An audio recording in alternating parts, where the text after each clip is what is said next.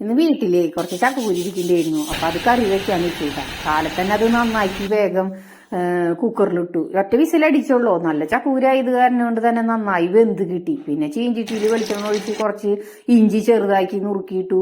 പിന്നെ വെളുത്തുള്ളി ചുവന്നുള്ളിയും കൂടി ഇട്ടുട്ടാ. പിന്നെ കറിവേപ്പിലും പാകത്തിന് മുളക് പൊടിയും ഒക്കെ ഇട്ടിട്ടാണ് നമ്മളിത് കാച്ചണത്. പിന്നെ ഈ ചീഞ്ചിട്ടി എന്തെങ്ങനെ കറുത്തിരിക്കണേന്ന് എല്ലാവർക്കും തോന്നൂട്ടാ. ഇത് പണ്ട് എന്റെ അമ്മായിമ്മ ബോട്ടി കറി വെച്ചതാ. ചീഞ്ചിട്ടി അടി പിടിക്കുകയും ചെയ്തു, അതുപോലെ ചീഞ്ചിട്ടിയുടെ കാത് പോവുകയും ചെയ്തു. എന്നാലും എത്ര പഴയതായാലും ഞാൻ ഈ ചീഞ്ചിട്ടി കളയില്ല. കാരണം എന്ന് വെച്ചാൽ നല്ല രസാ ഈ ചീഞ്ചട്ടിയില് കറി വെച്ച് കഴിഞ്ഞാൽ.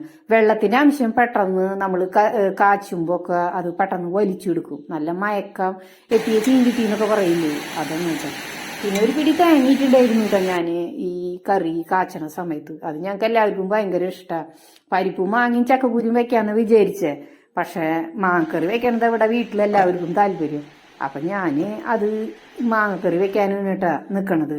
വീട്ടിലുണ്ടായ മാങ്ങ തന്നെയാ. മഴ പെയ്തു തുടങ്ങിയില്ലേ, ചനച്ച് തുടങ്ങി. അപ്പൊ ചനച്ച മാങ്ങ കൊണ്ട് കറി വെക്കാൻ നല്ല രസമല്ലേ. അപ്പൊ അതിന് പാകത്തിനുള്ള ഉപ്പും വെള്ളം ഒഴിച്ച് ഞാൻ അടപ്പത്ത് വെച്ചു. പിന്നെ കുറച്ച് നാളികേരം ചെരുക്കി വെച്ചിട്ടുണ്ടായിരുന്നു. അതിലേക്ക് ഒരു കഷ്ണം ഇഞ്ചി ചെറുതായി അരിഞ്ഞതും, അതുപോലെ പച്ചമുളകും 2 അല്ലി വെളുത്തുള്ളിയും വേപ്പലിയും, അതുപോലെ തന്നെ കുരുമുളക് പൊടി ഇടൂട്ടാ. മഞ്ഞപ്പൊടിയും ഒക്കെ കൂടി ഇട്ടിട്ടാണ് ഞാൻ അരയ്ക്കാട്ടാ. പിന്നെ ഞാൻ ഒരു ലേശം പഞ്ചസാര ഇടൂട്ടാ. കുറച്ച് പഞ്ചസാര ഇടും. അത് ഞങ്ങൾക്ക് ഭയങ്കര ഇഷ്ടമാണ് കേട്ടാ എല്ലാവർക്കും. അപ്പൊ ഇതൊക്കെ നന്നായി നമ്മള് മിക്സിയില് അരച്ച് എടുക്കണം.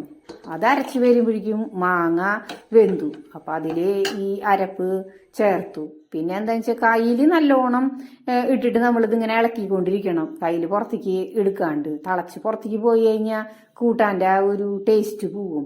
ഇത് തള വരുമ്പോ നല്ല ഭംഗിയുള്ള ഒരു കളറ് വരും ചെയ്യും.